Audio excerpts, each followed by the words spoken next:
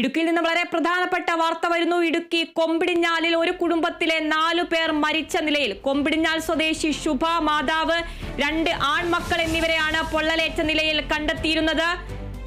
ശുഭയുടെ മാതാവ്, 2 ആൺമക്കൾ എന്നിവരായിരുന്നു വീട്ടിൽ താമസിച്ചു വന്നിരുന്നത്.